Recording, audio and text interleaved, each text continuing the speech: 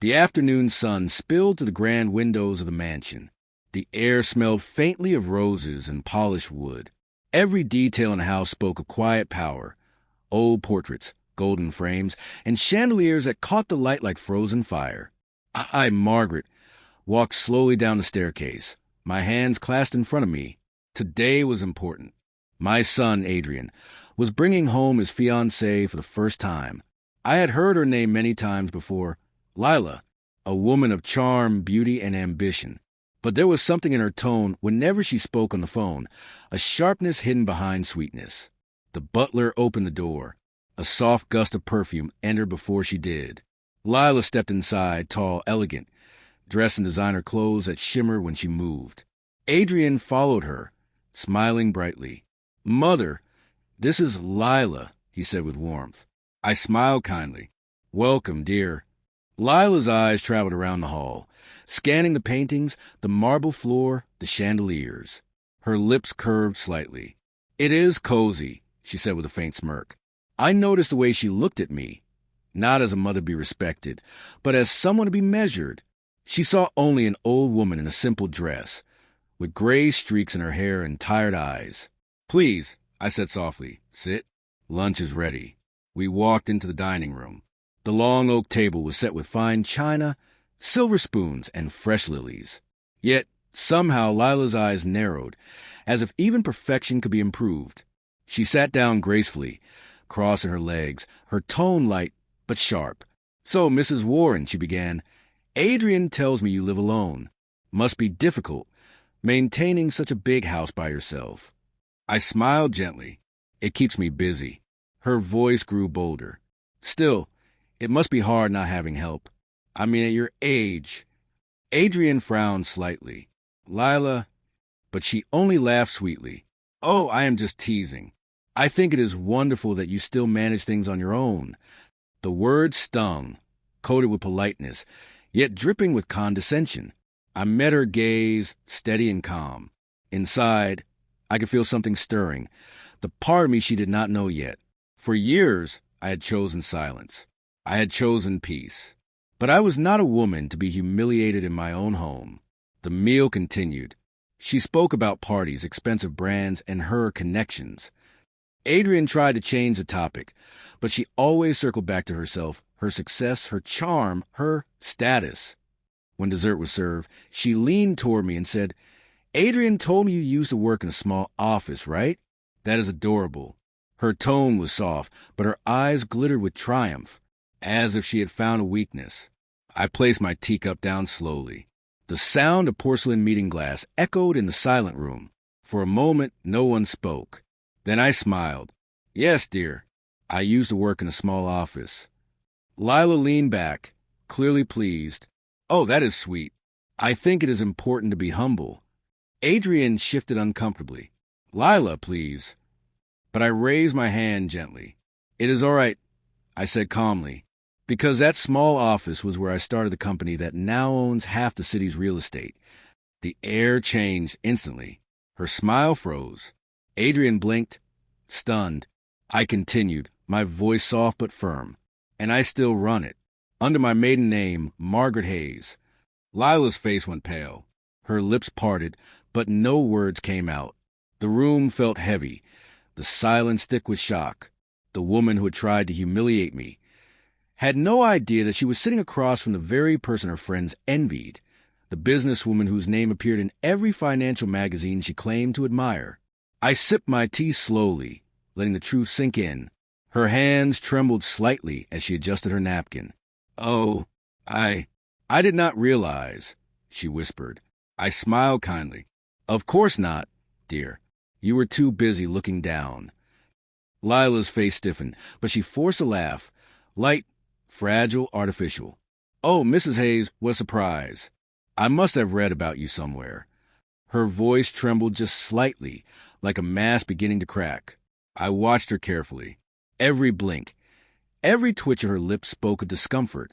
Adrian looked between us, unsure what to say. "Mother, you never told me you were still managing company." I smiled gently. "Some things are better shown than said, my dear." Lila nodded quickly, trying to regain her composure. She lifted her glass of water, her hand shaking ever so slightly.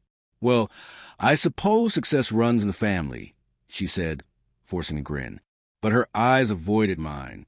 The air in the room had changed, no longer filled with her pride, but with an awkward stillness. She had come here expecting to impress, maybe even to dominate. Instead, she had met a woman who had built everything she only pretended to understand. I leaned back in my chair and spoke softly. "You know, Lila, I used to be just like you."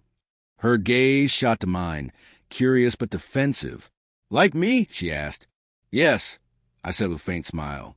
"Confident, ambitious, certain that the world belonged to me. But life has a way of humbling those who chase status more than purpose." Lila swallowed hard. The sparkle in her eyes had dimmed. I never meant to be disrespectful," she murmured. I nodded slowly. "I believe you. But sometimes, dear, intent means little when pride blinds a heart." The butler entered quietly to clear the table, and the sound of silverware filled the silence. Lila sat still, her posture stiff, her gaze lowered. Adrian touched her hand gently, whispering, "Lila, maybe we should—" But I interrupted softly. "No, let her stay. Let her hear this." She looked up, startled. I continued, my tone calm but piercing. "Adrian has always been kind. He sees the best in people, even when they hide behind masks. I only hope that the woman beside him values sincerity more than appearance." Lila opened her mouth to respond, but no words came. Her eyes glistened faintly, not with anger, but with something close to shame. For a long moment, no one spoke. Outside, the wind moved through the garden, brushing against the glass windows like a whisper. Finally, Lila stood. Her voice was soft now. "May I speak to you privately, Mrs. Hayes?" I nodded. "Of course." We walked to the terrace. The evening light painted the sky in gold and pink. The air smelled of jasmine and rain. Lila turned to me, her voice trembling. "I know I was rude. I thought I had to prove myself. Everyone I have met only cared about wealth and image.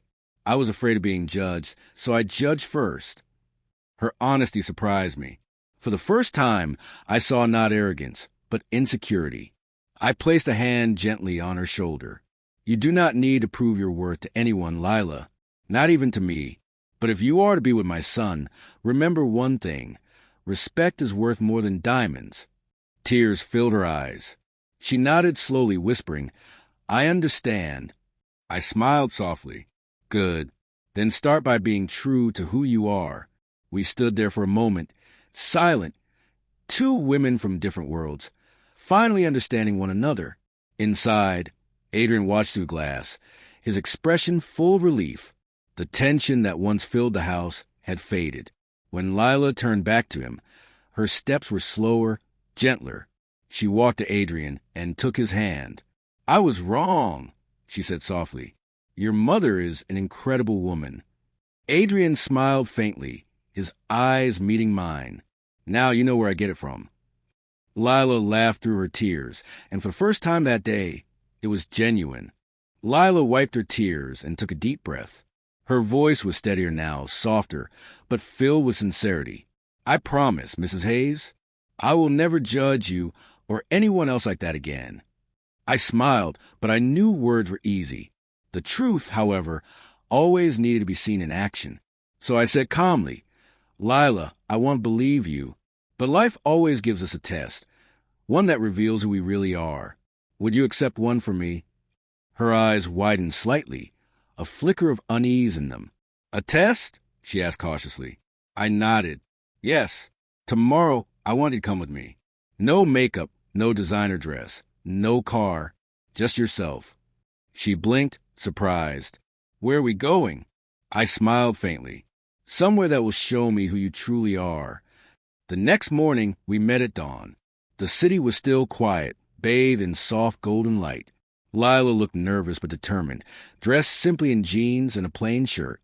"Where are we going?" she asked again as I handed her a small paper bag. "Breakfast," I replied.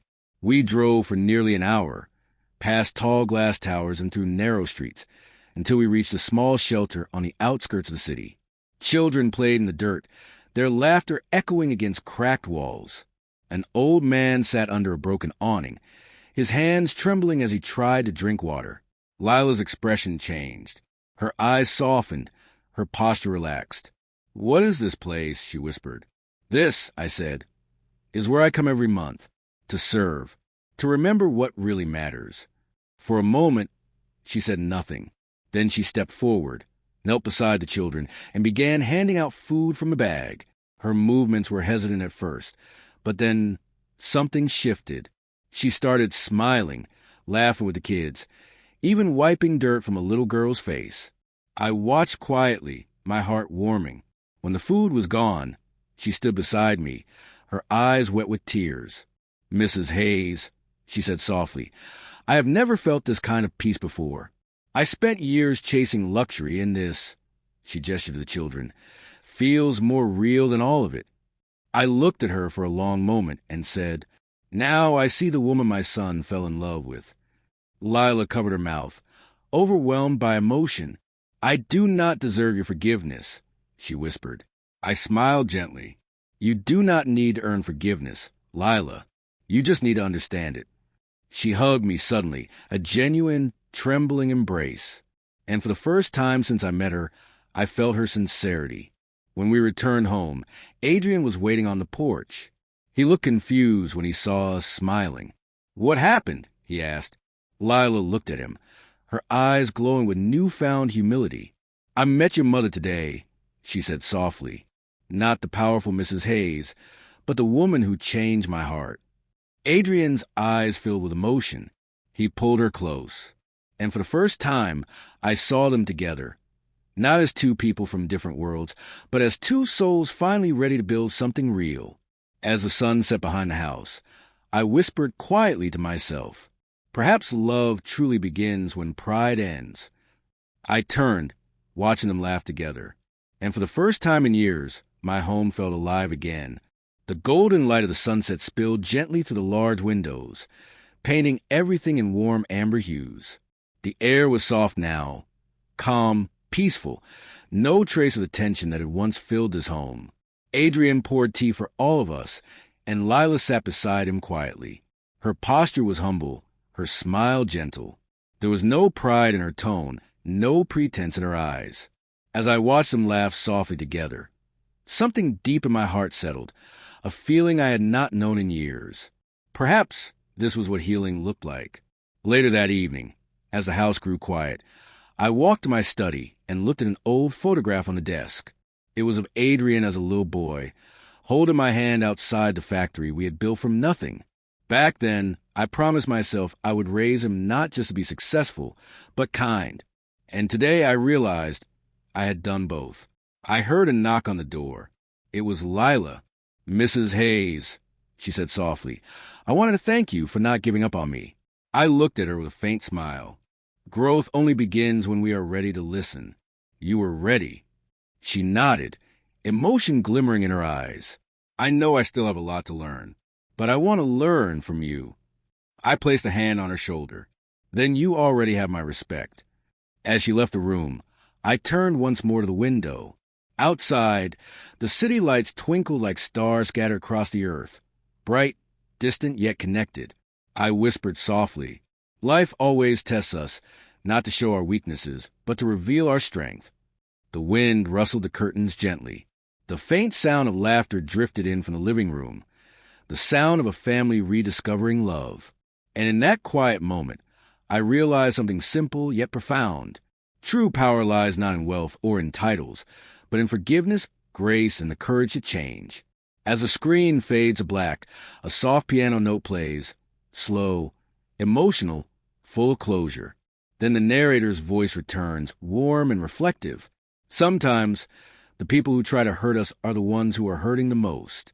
And sometimes, all it takes is kindness to turn pride into love. Never underestimate the quiet strength of a humble heart. As the music faded into the night, I sat quietly, letting the echoes of the day sink deep into my heart. The house was still now. Only the faint ticking of the old grandfather clock filled the silence. Each tick felt like a heartbeat, a rhythm of peace after the storm. Down the hall, I could hear Lila and Adrian talking softly, their voices calm and full of warmth. Their laughter rose once more, not the shallow, forced laughter of the past, but something real, something alive. For a long while, I simply listened. It reminded me of when Adrian was a child, how he would run into my room, laughing at the simplest things. Now, that same laughter had returned to my home through the woman who had once tried to belittle me. Life has a strange sense of poetry. I thought, sometimes it brings people into our lives to test our patience, and other times to teach us compassion. And if we are patient enough, we discover that both are the same lesson in disguise. The next morning, I found Lila in the kitchen, not dressed in luxury, but in a simple apron, making breakfast for everyone. She looked up when she saw me and smiled shyly. "Good morning, Mrs. Hayes," she said. "I hope you do not mind. I thought I would try to cook for once." I chuckled softly. If it is edible, I will consider it a success. We both laughed, and it felt natural, effortless. As we sat at the table, Adrian joined us, grinning when he saw his fiancée flipping pancakes. "You two are finally getting along," he said teasingly. I smiled. We were never enemies, Adrian, just two women learning to understand each other. Lila looked at me and nodded gently. "I used to think respect was something you demanded," she said, "but now I see it as something you earn." I reached across the table and took her hand. "And you have earned mine, Lila." Her eyes filled with tears once again, but this time they were tears of gratitude, not guilt. The sunlight streamed through the kitchen window, lighting her face like a soft halo. And in that moment, I realized my son had chosen well. The arrogance that once surrounded her had vanished, replaced by grace and kindness. She was no longer the girl who wanted to humiliate me. She had become the woman who honored me. After breakfast, Adrian stood, holding both our hands. He looked between us and said quietly, "This is all I ever wanted, for the two women I love most to find peace." And we did, not through wealth or pride or power, but through understanding. As the narrator's final words fade in, soft music swells beneath them. Sometimes life humbles us to heal us.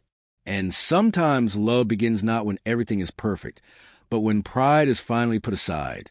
Remember, kindness can change even the hardest hearts. Be humble, be kind, and never judge what you do not yet understand.